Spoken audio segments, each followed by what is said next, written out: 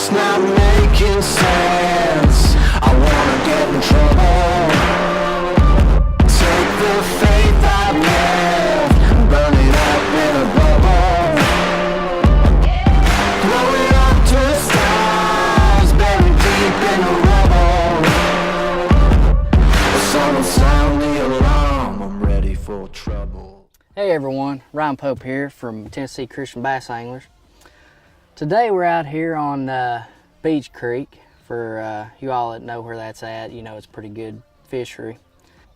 Be throwing the live target frog here, the Copper's live target frog.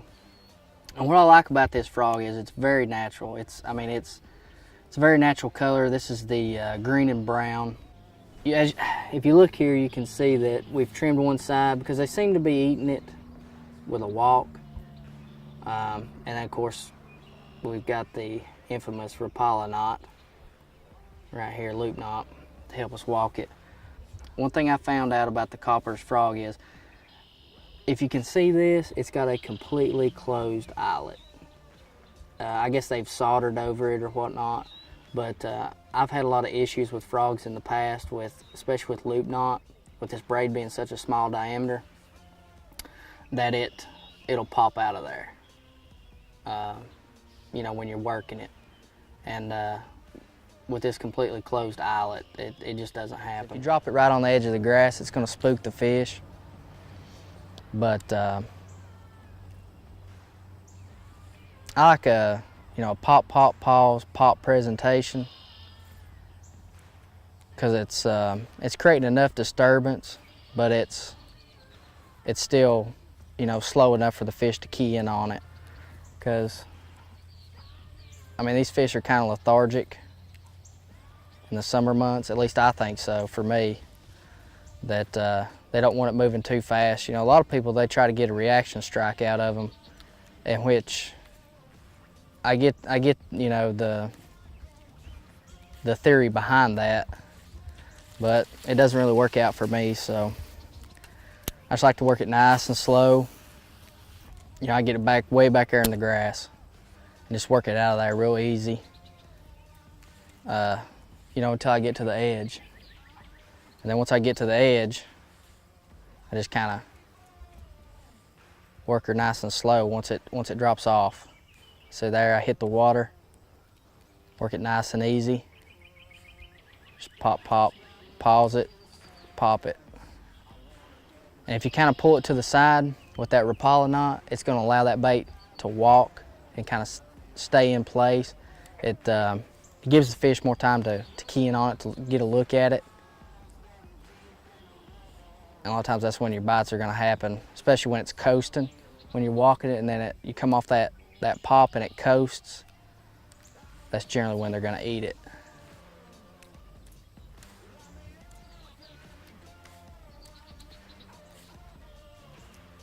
You want to work it all the way to the edge of the grass. See how we got this little pocket in between? You want to work it all the way across, slowly. Just walking it. See how it's got that coast?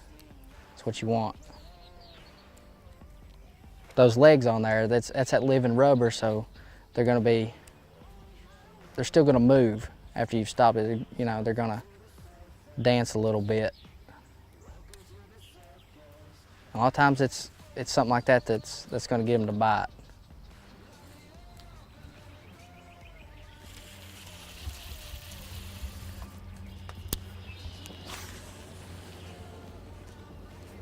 So what you want that silent entry. Not creating too much disturbance till you actually get the frog in the water. And there it is, I'm on the edge. So just want to work it nice and slow off that edge. It won't walk as good when it's on top of the grass, but when you get to that edge, you kind of get to that little open water. That's really when it's going to walk. Because that grass, it's creating a lot of resistance, and it's going to keep it from walking. It's just going to want to pull it in a straight line. Once you get that open, just pop it to the side a couple times. Let it walk.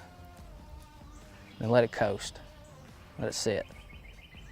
It's still moving. A lot of times that's when you're going to get your bites. After you've popped it, it's coasting.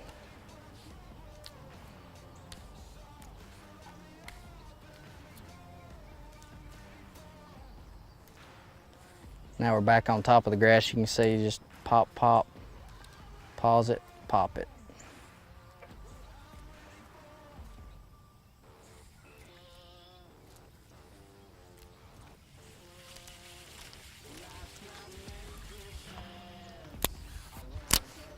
Every now and then you'll get some grass on there. You just have to clean it off and squeeze the water out of there. If they won't eat it in little pockets like that, you always want to check the edge. And you kind of walk a little bit easier on the edge because obviously the grass is not as thick. So, I mean, you're already pulling to the side, so I'll pop it about twice and let it coast.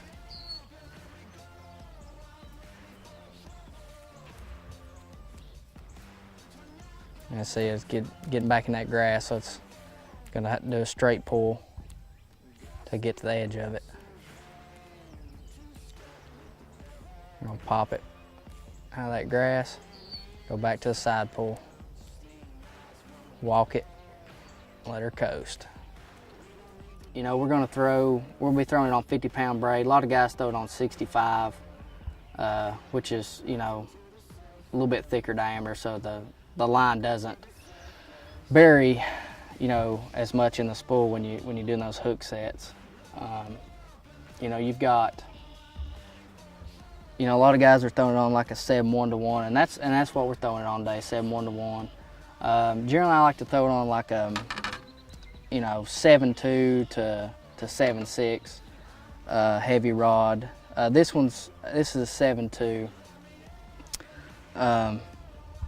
So it's, but it's got a fast tip on it, and so I think maybe that softer tip, it's a little bit more forgiving if you mess up on the hook set. And the way I like to set the hook is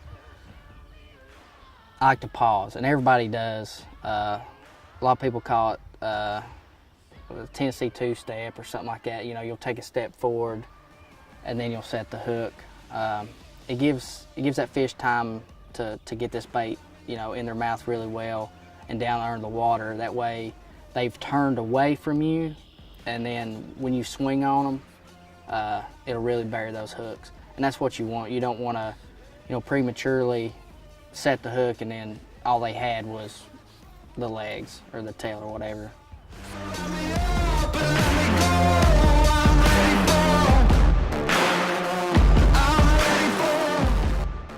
Hey, I want to thank y'all for joining us out here. A little bit of Frog Fishing 101. I'm Ryan Pope from Tennessee Christian Bass Anglers.